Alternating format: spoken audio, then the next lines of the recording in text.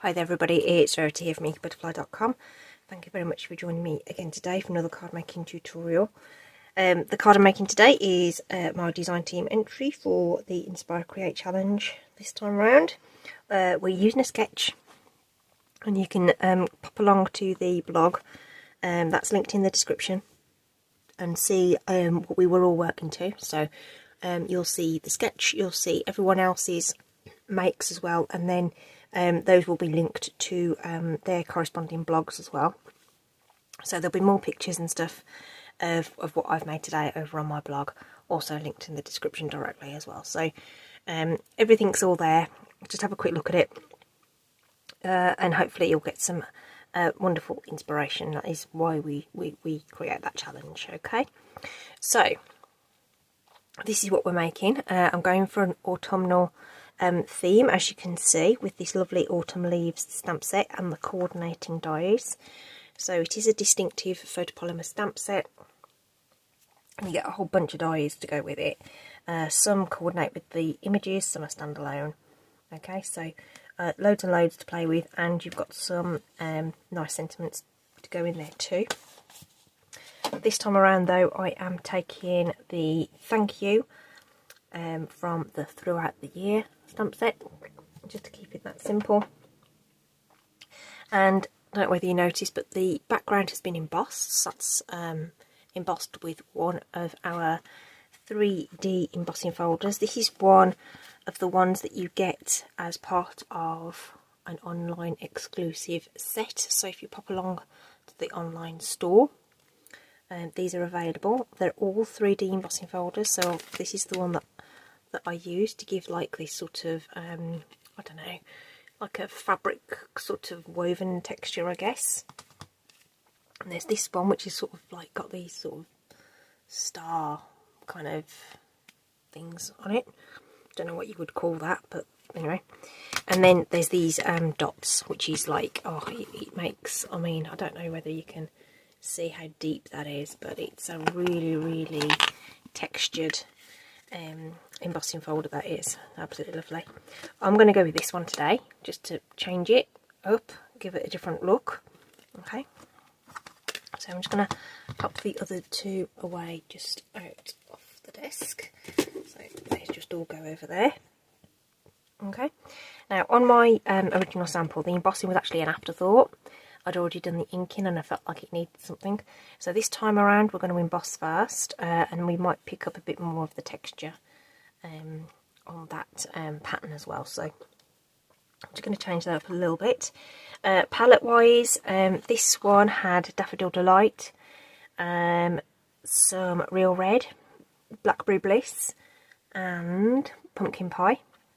So we had sort of a yellow, an orange, a red and a sort of purple to make this autumnal look, and I used the Blackberry Bliss to come through in the background. Alright, okay, so we're going to change the colour palette to something a little more muted, I would say. So we're going to go with Wild Wheat, Copper Clay, Moody Mauve. All three of those are in colours, and then I'm going to bring in Calypso Coral for that sort of red-orange kind of look. Okay, so those are them, and I've got some blending brushes out as well. So first things first, oh, I'm going to sneeze, excuse me. Chew, oh dear. Oh, there we go. Right, white card base. You can choose a colour card base if you want to, but I'm going with white. I'm going to pick out the Moody Mauve as my layer, and then I've got this little piece here. So the Moody Mauve is the 4 by 5 3/4. This is a little bit smaller, which is, was it 5.5? 5.5 by 3 3/4. Yeah. Okay, so we're going to emboss this. So I'm just going to lie that in the embossing folder and run that through. So the sandwich that we're going to need on our embossing cut and emboss, it's always printed on your base platform, so you don't have to necessarily remember, But for 3D embossing folders, we need a base plate, this number 1 plate, and we need our number 4 grey plate and nothing else. So you don't need any cutting plates or die adapters or anything.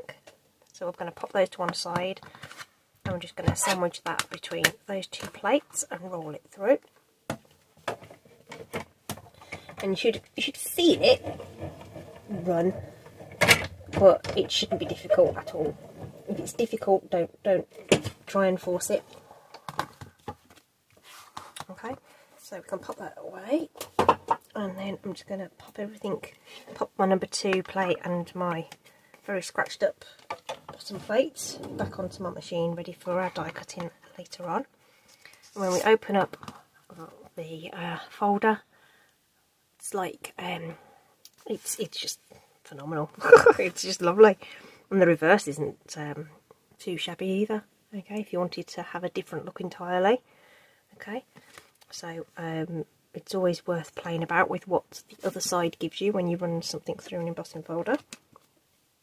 Again, I'm going to pop that off over there onto my desk, and I'm going to bring in some paper to protect my surface. This will do.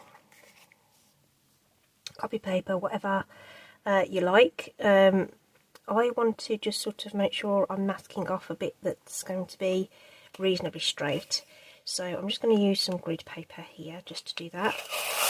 And I'm going to take some of this stuff, which is actually like some post-it note sort of tape stuff that I just found, you know, on the shop that sells everything. It's really low tack. I mean, it's not great quality stuff, but it does for this job just nicely. So the grid paper is going to help me line that up, but the pattern also has sort of reference points. So if you don't have anything to line it up with, you could, in theory, just use the pattern there to mask off that bottom area, which is where we want to add the colour. I'm just going to twist that a little bit, just because, you know, I'm left-handed, so I just want to be able to get into that all nicely.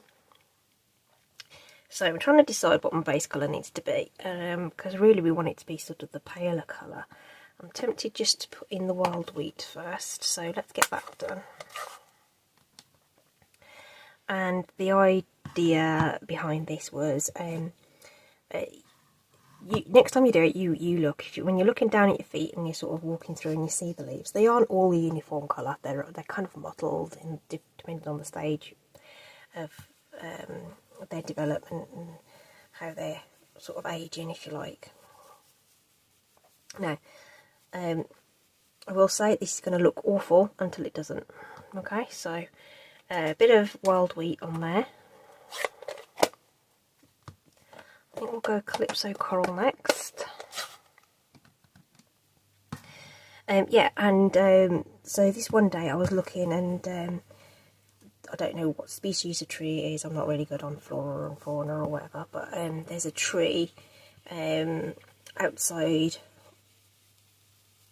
where I work, and it goes the most bright purple colour, and then there's one next to it that's gone like bright orange, and then some of the trees around it are still green, or partly green, and yeah, it's just really interesting how different all the trees go, different colours.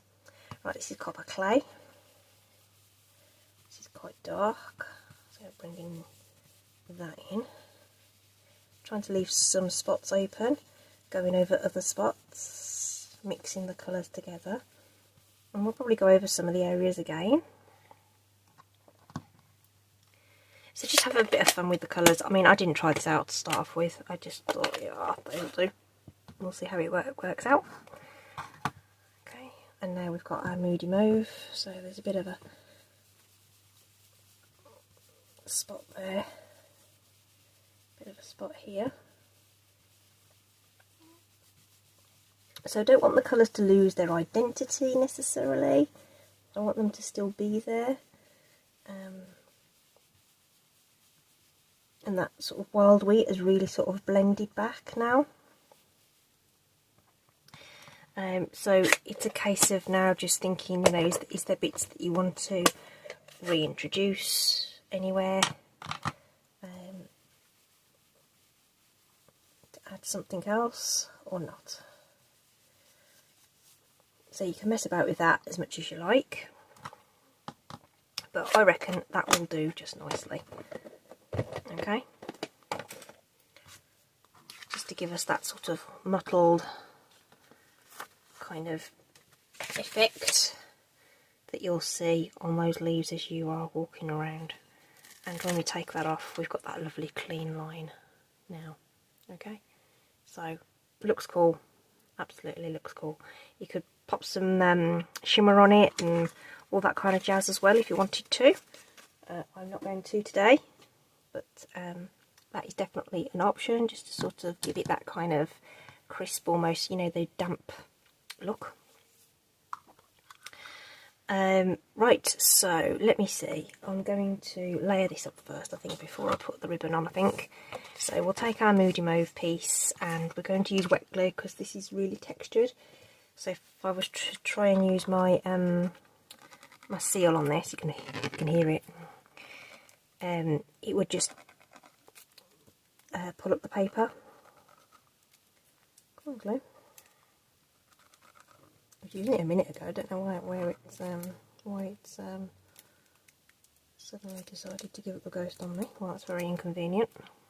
One moment. Right, I've got it going again.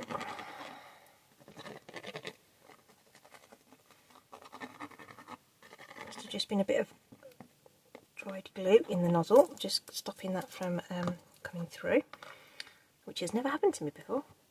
So, there we go. Right, so we're going to pop that on, like I say, wet glue, just to stop it. Like I say, a tape runner would probably, you know, pick up the peel of the texture kind of thing and tear it. So, what you might find is that your borders aren't quite as even as you might like them to be, which I am now having. That will be because the embossing has obviously change the dimensions of the cardstock just by pushing it into those different things. So you might end up with it coming out a bit shorter and narrower than you anticipated originally when you first cut it out. So that is something that you may want to be mindful of. The way to get around that is to cut your cardstock a little bigger and then trim it back down once you've embossed it. Right, so we're going to cut a length of this ribbon. So this is the black and white gingham ribbon. This is the one that's in the annual catalogue that carried over. In the mini there is a I think they call it black and cream or black and ivory or something. It might even be very vanilla, can't even remember. But it's not white anyway, it's black and white, and instead of 1/4 inch, I think it's a little bit wider. It might be 3/8 of an inch or something. Okay, but either way it would work. I don't think it matters whether you use that one or the other one. And then we can pop that onto our card base because there's nothing else that we need to wrap around that. And now we can revert back to our what's this called? Stamp and seal. Just going to put plenty on.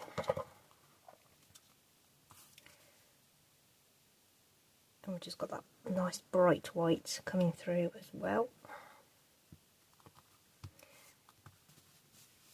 Okay, so that's the basis of our card done. We just need a bit of a bone folder on the crease there just to make sure that's all nice. Okay, now so I keep put my sample over the way there, and keep wanting to refer to it just to make sure I'm still on track, because I have a habit of wandering off track. So there we go, that's our base done. Okay, so we need to stamp our features, our leaf next. So we've got a couple of pieces of cardstock here, and I've got the die for that, and I've also got the die for the sort of stalk. yes, that is going to fit on there. Right, lovely jubbly. Right, so first things first, our stamp. So I'm going to go with this nice big, no, what's that called? Is that a sycamore, is it? You people who know your nature will tell me. I know I need my ink pads for something else. So I want to get the mottled look onto the leaf as well. So obviously if you just use an ink pad on the top of your stamp, you aren't necessarily going to get that. So if you actually use your brushes or ink daubers or something like that to ink your stamp, you can actually sort of make a sort of mottled kind of look on there. So all the same colours going on. A bit of copper clay.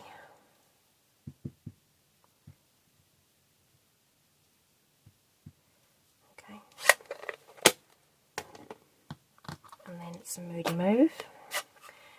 And then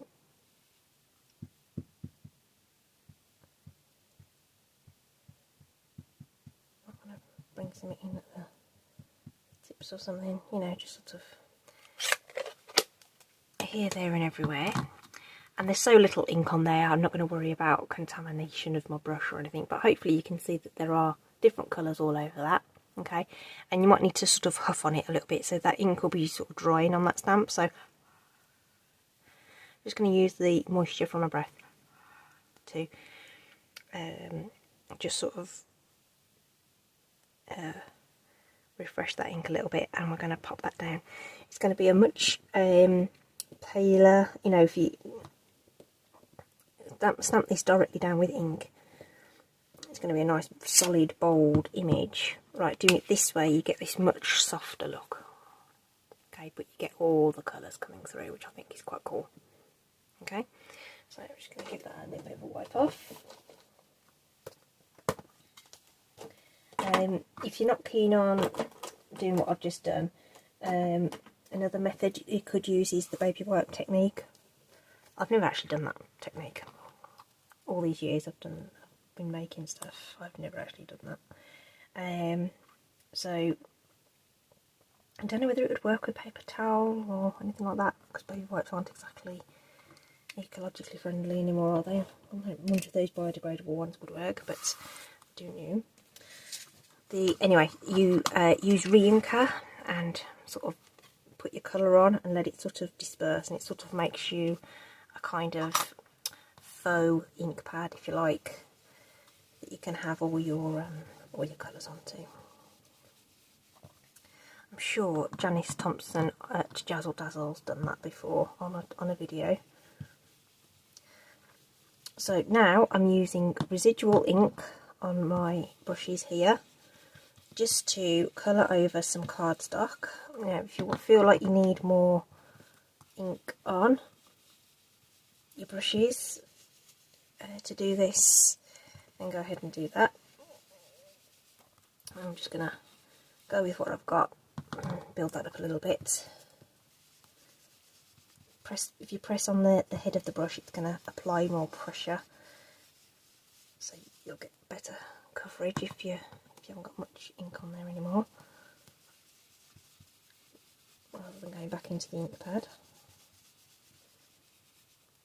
I think we've just lost a bit of the copper clay there, so we'll just pop that in. Okay, so not all of it's going to show anyway when we die cut that out, but basically we've made ourselves a little bit of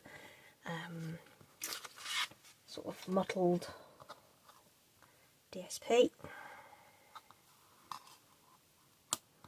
which I think is going to go that way on there, I think.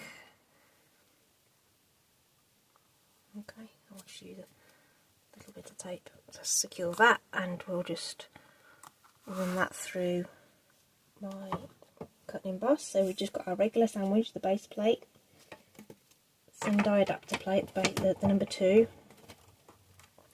Then we've got our cardstock and die sandwich between 2, number 3 clear cutting plates.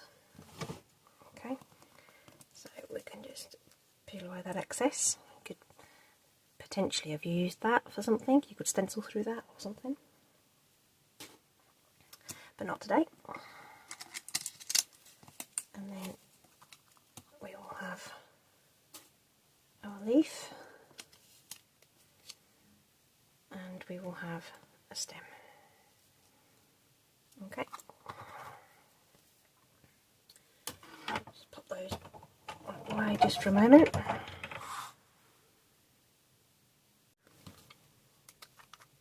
So we'll use some dabs of wet glue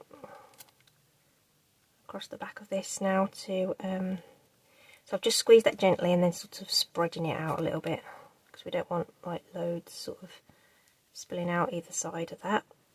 If you've got double-sided adhesive stuff for your die cuts, you could use that as well. Okay, but that is that, and we'll just stick that onto our die cut. Sorry about that, just had to go and run and grab the door. Right, so we've got that all stuck down, and now we can start to build up our card. Okay, so the reason I didn't put the bow on yet is because I wanted to make sure I had plenty of room for this to come through. Okay, so we are going to pop that up onto some dimensionals.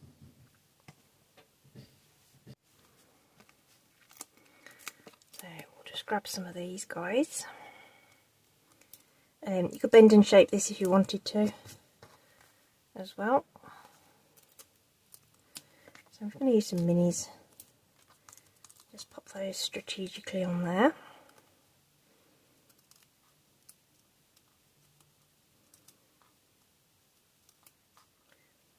Use the big ones if you want to. But, I'll just get some of these used up. So would like some of that black coming out from behind as well, so I'm going to pop that down maybe like that. Okay, lovely, lovely. So we can pop our, we can tie our bow. So I don't know, about that much, whatever that much is. And if you make 2 bunny ears and then just do a single knot with the loops, you should end up with a nice little bow that you can then tweak to the size that you want. Okay, so that's looking good. If you want your tails to be the same length, if you sort of bunch them together in the best way you can, and I'm making that look so difficult. so sorry. So if you actually cut them at the same time, preferably without cutting into your fingers, you'll end up with your tails being the same length. Okay, and then of course we will use a glue dot, because that's what I find is the best way to get these popped onto our cards. My little pokey tool has gone walkie about. There it is, I've got it. Got my lovely bejewelled pokey tool. So we're going to pop that right there.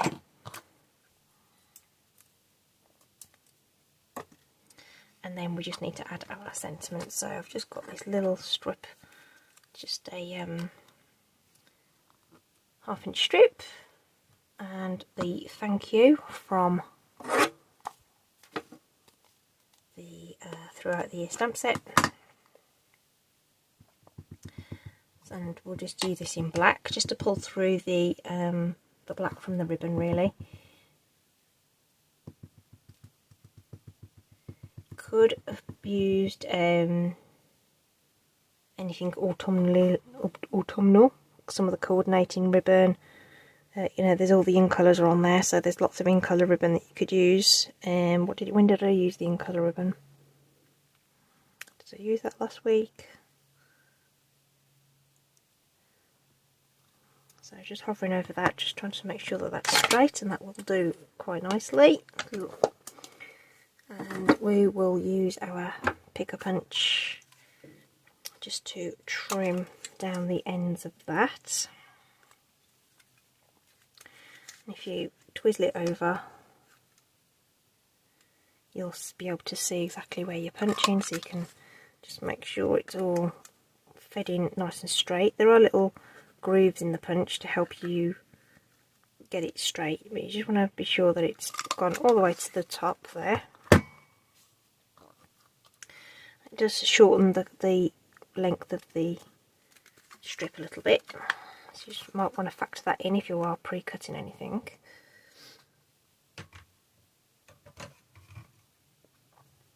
Okay, so again, this guy needs to go across here, so we'll pop some dimensionals onto that.